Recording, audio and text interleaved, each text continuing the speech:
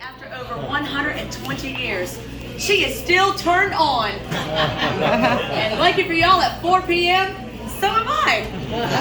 We're gonna head on upstairs and do it, y'all, but just the tour, okay? All right, follow me, honey. Sweetheart. Oh, the last person walks in, we'll turn.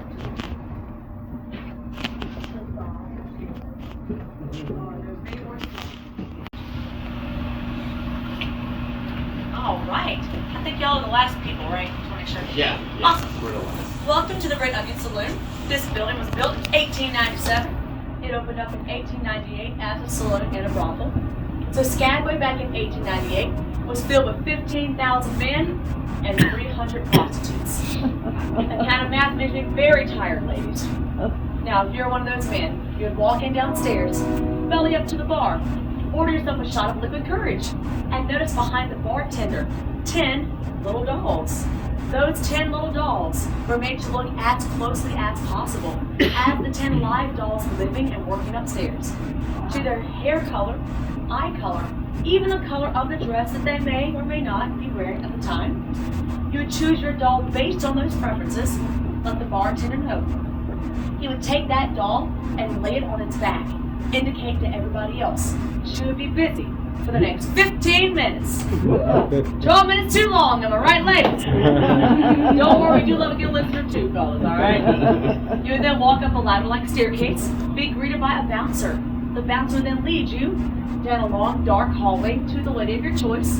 You would knock on the door, she would answer, and the first rule of prostitution would come to play. Anybody know what that rule is? You gotta pay first. Pay first. Yeah, exactly. Pay first. You would then have to hand her $5. Really? You knew that, right?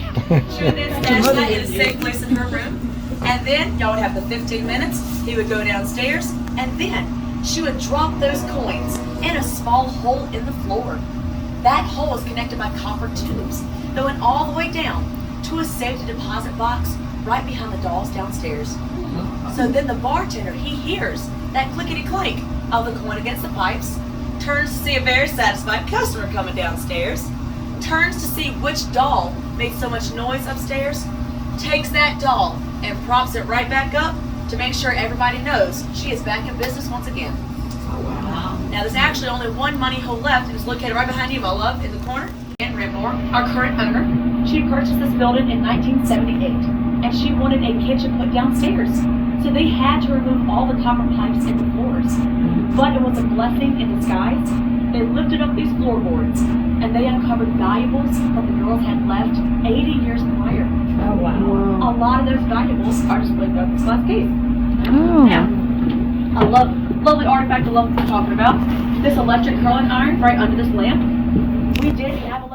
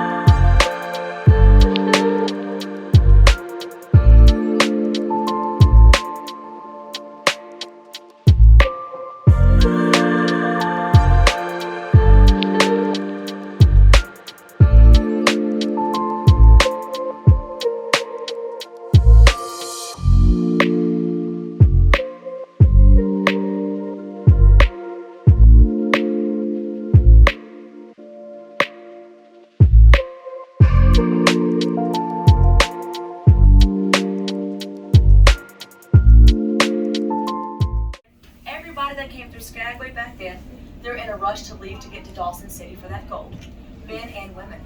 But this town was also so violent. A lot of times the women would leave and they would just never return. Now it is said that our violent past has led us to our haunted present. There is still one lady from 1898 that walks these halls. Her name is Lydia, and Lydia is our resident ghost here. You can often hear her walk in the halls early in the morning. I would like to think that was when she was getting off of work back then. But she likes to make her presence known in other ways. She's moved objects before. We felt a gentle caress on our skin, smelled the scent of lilacs, and experienced unexplained cold spots. A ghost hunting group did a thermal reading in this room. They found that this corner is 10 degrees cooler than the rest of the room. And this is where Lydia's crib was, where that carpet is. Now also a lot of our guests like to take pictures of their beautiful guy standing in this corner. And through the years, people have taken those pictures and seen orbs, white blurs, and some people have seen faces in their photos.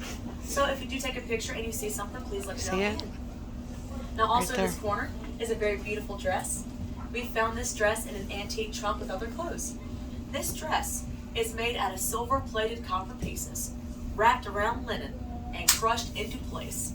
So a madam had to have owned this dress, because only a madam could afford that. But it was not owned by our most famous madam, Madam Diamond Lil Davenport. Now Diamond Lil, she was a very unusual madam. Most madams only care for the money and the girls. She would care for men too, for a price. She would charge $100 for 1 hour with her, or $1,000 for one whole night. Back then that was $35,000.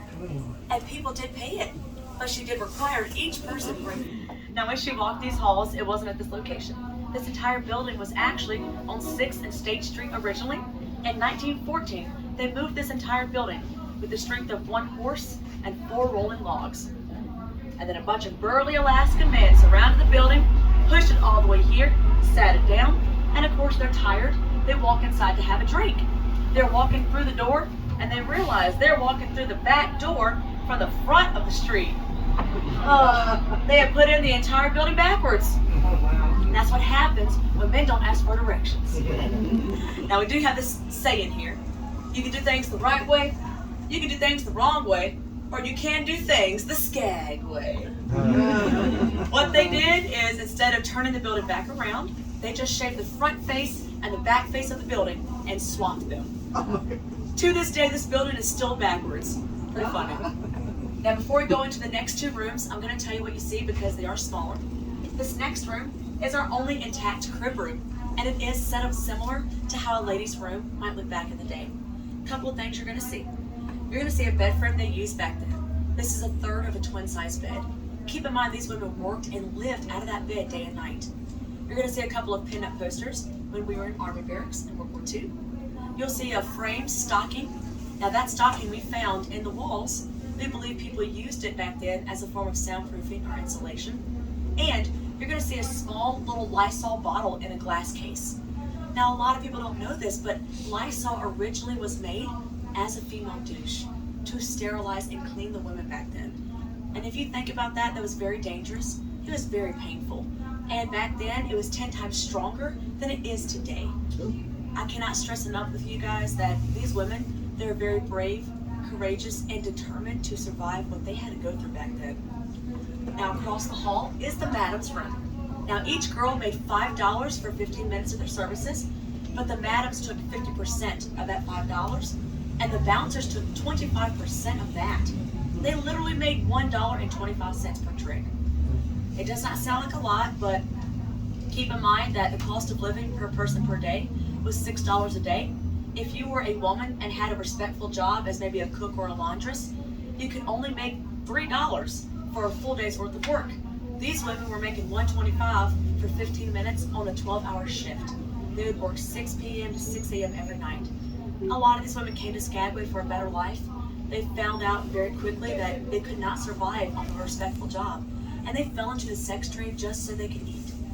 Now also that last room is where Diamond Lil Davenport would have stayed. Now, she did not get her name for nothing. It was said that she wore so many diamonds on her body back then, she could light up an entire hotel ballroom. Diamonds on each finger, each thumb, and a diamond garter on each thigh. But she made the first mistake of prostitution. Anybody know what that is? She fell in love, exactly. She fell in love with the wrong man, Big Joe Hopkins. Within 2 years of them being married together, they moved to Seattle, but within those 2 years, he had gambled away all of her diamonds. She lost everything that she earned. Because of that, they separated. Later on in life, she ended up working at a bank as a scrub lady. One day, a local reporter walked in that bank, noticed her as Diamond Lil, went up to her and said, "Diamond, what happened to you?" And she was quoted in the local newspaper saying, "Honey, I may be on my knees now, but at least this time it's in a respectful occupation." So she had a very nice sense of humor about everything.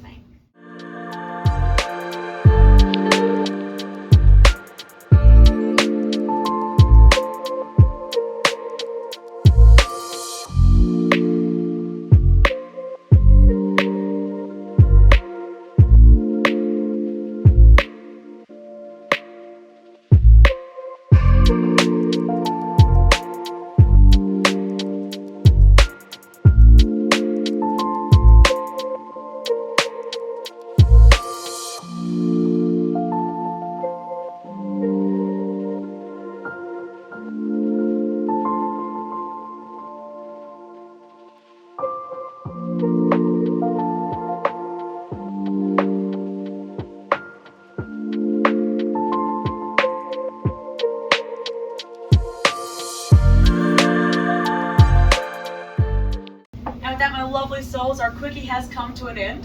What I'm going to do for you is just go to the exit and open the door. Enjoy the rooms, take pictures. If you have any last minute questions, let me know. And if you enjoyed your time upstairs with me, you can turn this chest into a treasure chest. Feel free, just don't feel me, all right? If you are shy, I do have a tip jar where I'll stand, or you can tip downstairs on card at the gift shop. Madam May is your madam, so make sure you say that. And one more thing, when you walk downstairs, look a little worn out. I would like to thank you very much for watching my Red Onion Saloon brothel tour in Skagway, Alaska. Don't forget to subscribe, like, and share my videos. We'll see you the next time.